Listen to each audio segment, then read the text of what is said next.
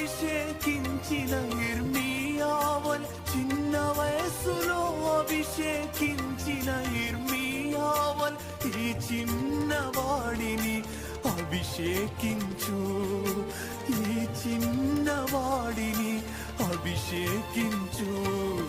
ప్రార్థన శక్తి నాకు కావాలయ్యా, నీ పరలోక అభిషేకం కావాలయ్యా.